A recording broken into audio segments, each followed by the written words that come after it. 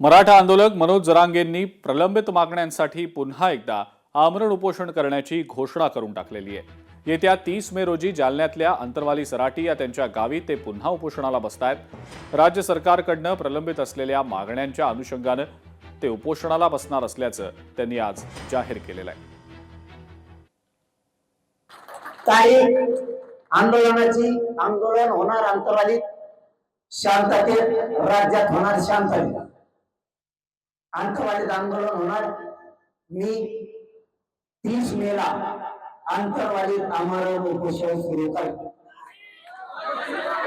30 मेला तारीख आपली डिक्लेअर झाली, त्याच्याशिवाय आपल्याला पर्याय नाही। चौथा मुद्दा, 1994 ला जसा JR काढला त्याच धर्तीवरती सातारा संस्थानचा हैदराबाद गॅझेटियरचा, म्हणजे त्या JR मध्ये हैदराबादचं गॅझेटियर सुद्धा घ्यायचं।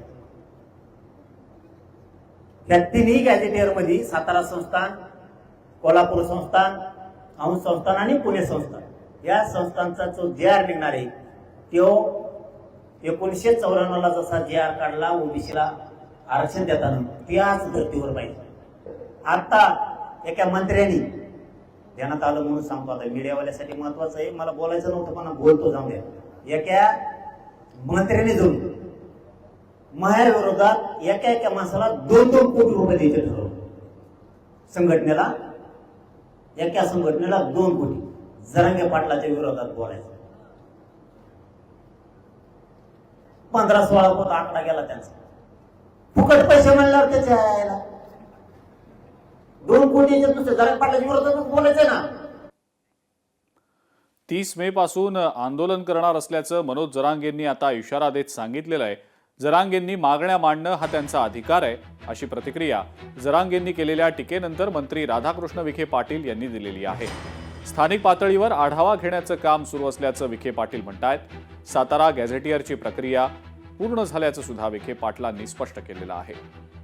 तर जरांगे पाटलांच्या ज्या काही मागण्या आहेत त्या संदर्भात मी काही भाष्य करणार नाही, शेवटी त्यांचा तो अधिकार आहे।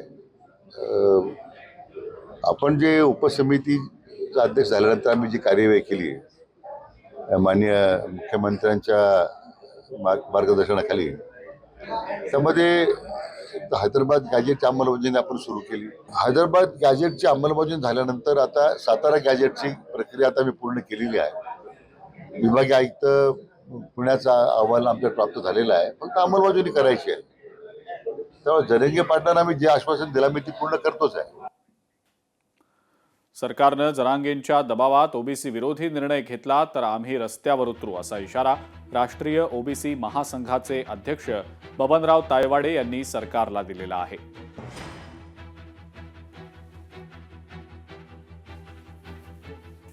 मराठा आरक्षणाच्या मुद्द्यावरून पुन्हा एकदा मनोज जरांगे पाटलांनी जे आहे ते आंदोलनाचा इशारा दिलेला आहे। 30 तारखेपासून जे आहे ते आंदोलनावर बसणार आहे। यावर आता ओबीसी महासंघाची काय भूमिका असणार आहे, कारण की याविषयी बोलण्यासाठी आपल्यासोबत स्वतः ओबीसी महासंघाचे राष्ट्रीय अध्यक्ष डॉक्टर बबनराव तायवाडे सर आहेत।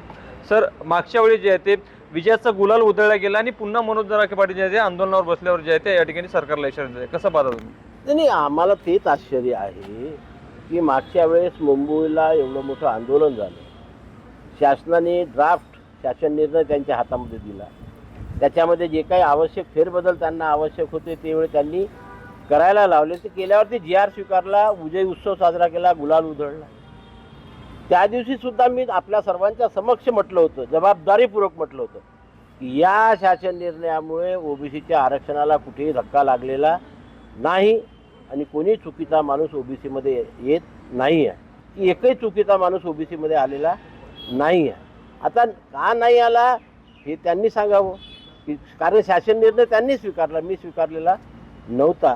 आणि म्हणून ते जर नव्याने आंदोलन उभं करताय तर आम्ही सुद्धा नव्याने आंदोलन उभं करण्याकरता सज्ज आहोत।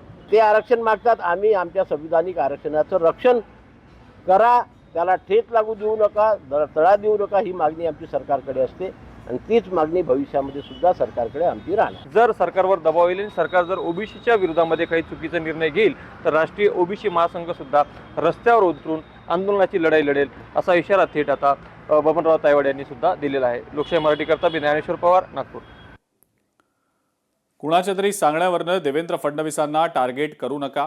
अनेक योजना देवेंद्र फडणवीसांनीच लागू केलेल्या आहेत असं प्रत्युत्तर भाजपचे नेते आमदार प्रसाद लाड यांनी मनोज जरांगेंना दिलेलं आहे. योजना या माननीय देवेंद्र फडणवीसांनी लागू केल्या.